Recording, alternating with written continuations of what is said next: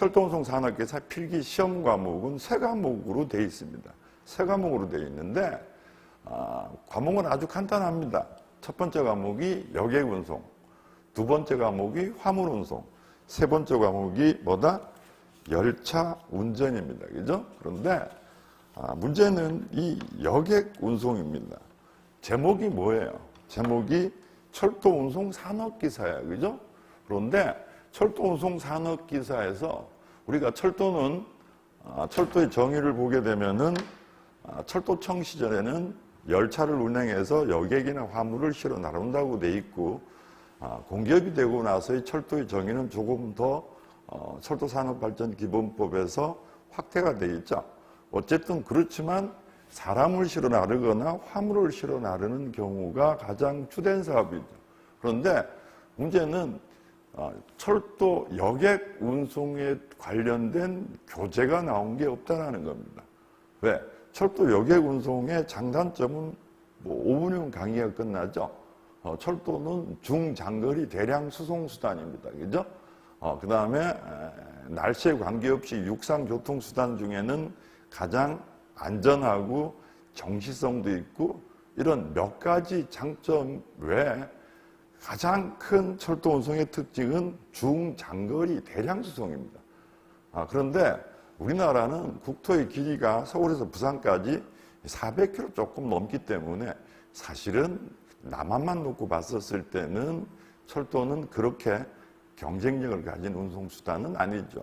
물론 최근에 KTX 같은 고속열차와 그 다음에 준고속열차인 이음 같은 것들이 많은 승객들이 타고 있기는 하지만 사실은 그거 외에 일반 열차들은 그렇게 큰 경쟁력을 가질 수가 없고 철도는 또 여객만 운송하는 게 아니고 모두 운송해야 한다? 화물도 운송해야 되는데 화물 운송 같은 경우에 가장 큰 단점인 도어투도어 그러니까 완결성이 떨어지기 때문에 사실은 우리나라 남만 놓고 보면 경쟁력이 있는 운송수단이라고 보기는 조금 어렵죠. 그러니까 한국철도공사 코레일은 항상 그 적자를 보고 있는 게 그런 일 때문에 그런 거죠. 그래서 여기 보면 여객운송에서 총 20문제가 나오게 됩니다. 그죠? 20문제가 나오는데 제가 나오는 세부 과목들을 다 적어봤습니다. 다 적어봤는데 우선 여객운송이 뭐냐라고 해서 여객운송의 개요, 특징 이런 것들이 있는데 이건 제가 20년 동안 계속 봤다고 말씀드렸죠. 그렇죠? 그래서 여객운송 개요와 운송계약 일반, 즉 철도 여객운송의 법적 성질입니다. 낙선계약, 유상계약, 쌍무계약, 부합계약 이런 것들이 있게 되는데 이 두 개를 합해가지고 한 문제 정도 출제되는 게 통상적인 예입니다. 통상적인 예고 그럼 출제할 게 없잖아, 그죠? 여객운송의 특징이라는 건 아주 간단하니까. 그래서 주로 출제되는 게 뭐였다? 여객운송 약관 및 부속인데 어디 여객운송 약관이에요? 코레일 여객운송 약관이에요. 자, 그런데 문제는 우리나라에 지금 철도가 코레일만 있는 건 아니죠. 물론 일반 철도는 이제 SR과 통합이 거의 결정이 됐으니까 일반 철도는 다 코레일이 운영을 하게 되겠죠. 그렇지만 지하철 같은 경우에는 지방자치단체가 운영을 하고 최근에는 민자철도도 굉장히 많아지고 있습니다. 왜? SOC에 철도는 너무 많은 돈이 투자되기 때문에 민자철도도 적극 유치하고 있는데 문제는 코레일의 여객운송 약관, 즉 우리가 치는 자격증은 국가기술 자격증인데 왜 코레일만 것만 치느냐 이런 의제기가 꽤 있습니다. 그죠? 그렇지만 일반 철도는 현재 코레일만 운영하기 때문에 여객운송에서 출제할 영역이 없으니까 이쪽 문제가 주로 출제가 됩니다. 이 여객운송 약관은 2024년 7월 19일부로 개편이 됐습니다. 주로 어느 부분에 대해서 이제 이 철도라는 부분은 그 수익을 남겨야 되죠. 코레일이 가지고 있는 코레일은 공기업이죠. 정부가 100% 지분을 가지고 있는 이 공기업의 문제는 뭐예요? 이 효율성 문제와 공공성 문제가 항상 충돌을 하죠. 효율성이라는 건 어떻게 돼요? 수익을 남기기 위해서는 운임 요금을 많이 받아야 되고, 그 다음에 적자가 많이 나는 노선에는 열차 운행을 좀 줄여야 되겠죠. 그러면 뭐가 떨어져요? 공공성이 떨어지죠. 제가 거주하고 있는 영주에서 다니는 영동선이나 태백선 같은 경우에는 사실 도저히 수익성이 없는 노선인데, 효율성만 보고 보면 아예 어떻게 돼요? 없애버리면 되는데, 그러면 뭐가 문제가 됩니까? 이 시골에 사는 사람들이 열차를 이용할 수 없는 이 공공성 부분의 훼손이 문제가 될 수가 있습니다. 그죠? 그래서 굉장히 좀 어려운 부분을 가지고 있죠. 수익도 남겨야 되고 공공성도 살려야 되고. 그래서 A라는 정부가 들었으면 효율성, B라는 정부가 들었으면 공공성, 이런 충돌들이 자주 일어나는 거죠. 그래서 코레일 여객운송 약관은 2024년에 개정이 됐고 주로 공공성 부분의 강화라고 보시면 될 거고, 총 5장 24조입니다. 여객운송 약관이 몇 조다? 5장 24조. 정말 얼마 안 되죠. 그 다음에 광역철도 여객운송 약관이 있습니다. 코레일은 12개의 본부가 있고 광역철도 사업본부라는 게 있습니다. 여러분 아시다시피 지하철 1호선과 4호선은 코레일에서 운영하게 됩니다. 그러니까 광역철도라는 건 2개 이상의 광역자치단체가 연결돼서 운영하는 철도인데, 쉽게 얘기하면 전동차라고 보시면 되겠죠. 그러니까 1호선이나 4호선 같은 경우, 그 다음에 교외선도 있고, 여기에 또 적용되는 약관이 따로 있는 겁니다. 그러니까 약관이라는 뜻은 여러분 잘 아시죠? 보험을 들으면 어떻게 돼요? 엄청나게 많은 약관이 있고 거기에 동의를 해야 되는데, 여러분은 열차 티켓을 사는 순간 여객운송 약관에 적용을 받게 되는 것이고, 전동차 티켓을 사는 순간 코레일이 운영하는 전동차 구간이라고 하면 광역철도 여객운송 약관에 적용을 받게 되는 겁니다. 그러면 여기에 약관 부속이라는 건 뭐냐 하면은 우리가 일반적인 여객은 어떻게 돼요? 그냥 제가 기차 타고 열차 타고 서울까지 간다 그러면 그냥 티켓 끊고 가면 되겠죠. 그런데 고객 중에서 특별한 케이스, 대표적으로 정기승차권입니다. 소위 저희들이 학교 다닐 때는 패스라 그래서 어떻게 돼요? 정기승차권을 끊어서 40에서 할인율이 굉장히 크죠. 하루 2번씩 통근하는 친구들한테는 일반 철도 여객운송 약관을 적용하기 어렵죠. 그래서 약관 부속에는 4가지가 있습니다. 정기승차권, 그 다음에 코레일 멤버십, 그 다음에 코레일 패스, 그 다음에 자유여행 패스. 예전에는 6가지가 있었어요. 6가지가 있었는데 KTX 영화객실이라는 것도 있었고, 그 다음에 KTX하고 선박하고 연계해서, 어쨌든 코레일은 뭘 내야 돼요? 수익도 내야 되기 때문에 여러 가지 부대 사업도 하고 약관 부속이 적용되는 사업들을 했었는데 흑자가 나지 않고 이용객도 많지 않아서 현재 남아있는 약관 부속은 몇 개다? 4개입니다. 그래서 여객운송에서 가장 출제가 많은 영역이 바로 뭐다?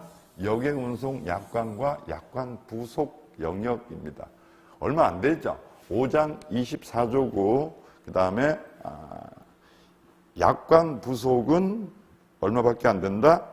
4개밖에 안 됩니다. 그죠? 각각 몇 절 되지 않으니까 우선 여러분이 철도운송 산업기사에 합격하시기 위해서는 이 부분은 불과 10분이면 설명이 다 되니까 이 여객운송 약관 부속, 여기에다가 뭐까지 첨부된다?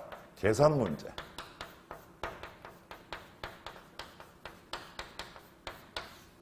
뭐 이 중에 철도 현직에 다니신 분도 강의를 들으시는 분이 있을 수 있겠지만 문제는 이 계산 같은 건 전부 전산에서 다 합니다. 그죠? 그런데 시험 문제에서는 어떻게 돼요?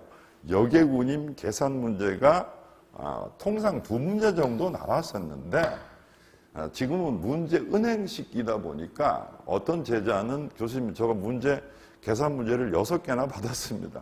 뭐 이런 친구도 있습니다. 어쨌든 계산 문제까지 포함해서 가장 출제 비중이 높은 영역입니다. 광역 부분은 어떻게 돼요? 많이 나오지는 않습니다. 한 2개 정도 나오기도 하고 제가 그동안 20년 가까이 봤었을 때 가장 많이 나온 건 3문제 정도였습니다. 그죠?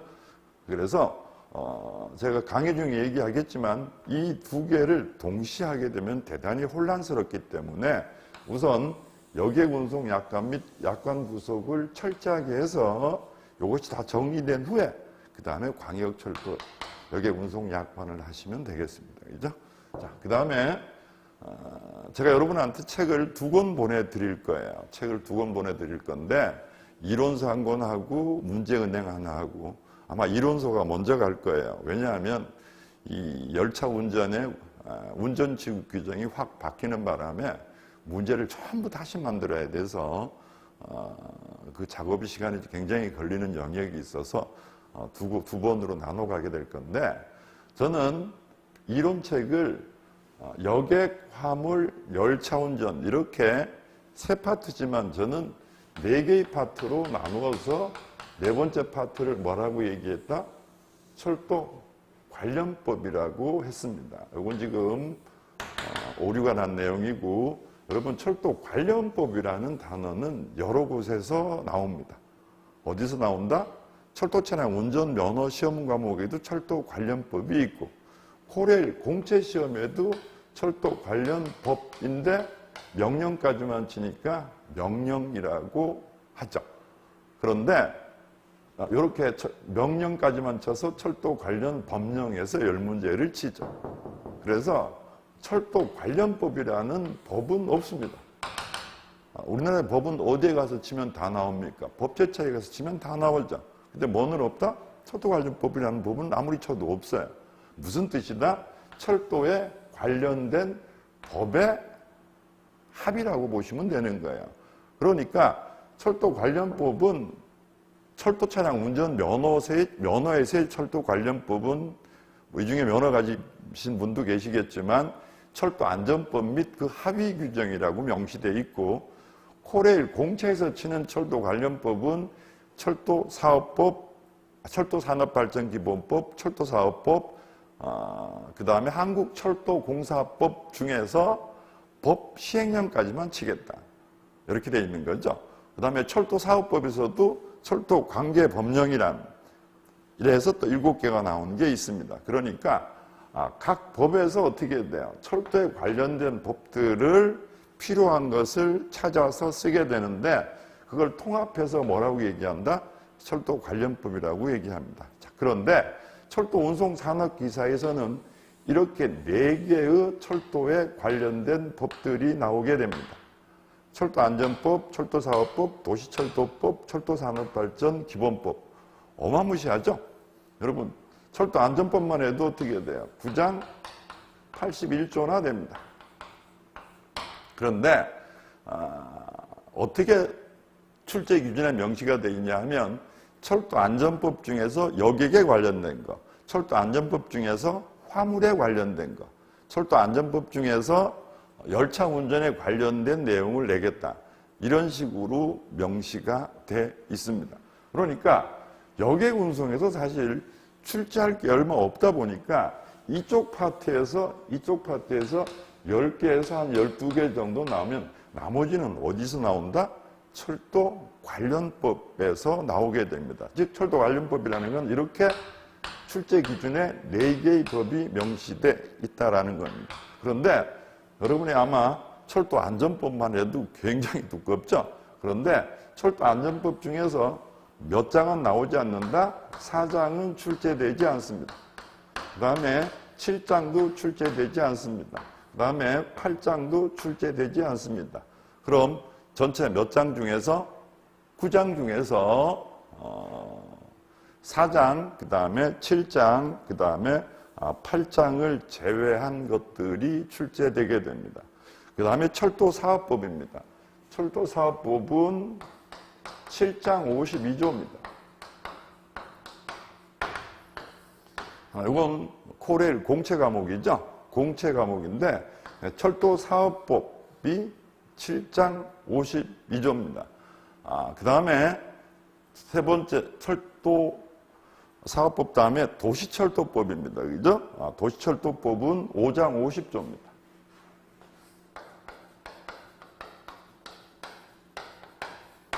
자, 그 다음에 철도산업발전기본법은 제 기억으로 6장 42조 이렇게 되어 있습니다. 그죠? 자, 그러니까 철도운송 산업기사는 실기시험은 의외로 쉬워요. 그런데 필기시험은 어떻게 돼요? 과목은 세 과목이지만 실질적으로 공부할 내용은 대단히 많습니다. 물론 시중에 있는 문제은행 한 곳만 달달 외워도 필기는 된다. 모 교수님이 쓴 그렇지만 어떻게 돼요? 그거 봐서 될 확률은 50% 정도입니다. 그리고 인터넷도 찾아보고 공부하신 분들이 제가 그 책도 물론 보고 있습니다만은 그 정도 가지고 100% 합격할 수는 없습니다. 그러니까 제가 최근에 가장 많이 쓰는 단어 중에 하나가 학생들한테 강의를 오래 하다 보니까 기회비용입니다. 내가 한 달 혹은 한 달 반을 투자했을 때 떨어지게 되면 기사시험은 어떻게 돼요?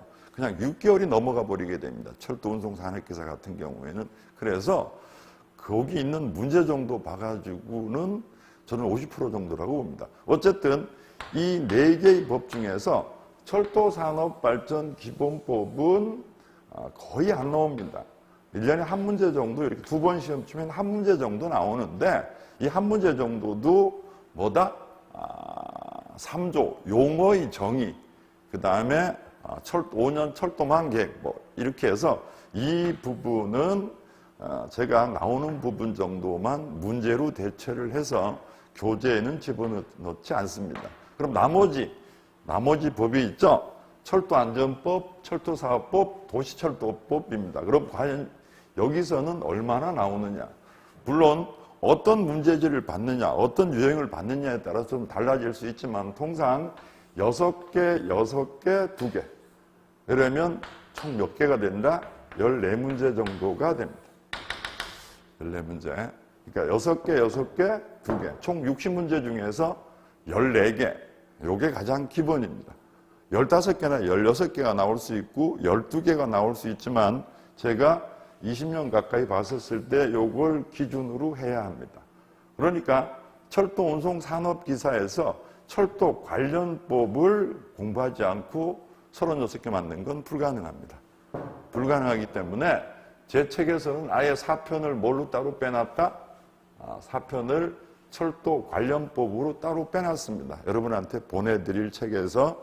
그 다음에 철도안전법과 철도사업법이 있는데 이 철도사업법은 철도안전법 3장의 볼륨밖에 안 되기 때문에 집중적으로 강의를 해서 여기서 점수를 많이 취득하고 도시철도법도 출제할 수 있는 영역이 적기 때문에 이 2개에 집중하고 철도안전법은 너무 방대하죠. 그래서 중요한 내용만 여러분한테 설명해서 우리는 지금 몇 개만 맞으면 돼요. 우리가 치는 시험은 상대평가가 아닌 절대평가이기 때문에 여객운송에서는 몇 개 맞는 강의를 여러분한테 하겠다? 14개 맞는 강의를 여러분한테 할 겁니다. 그죠?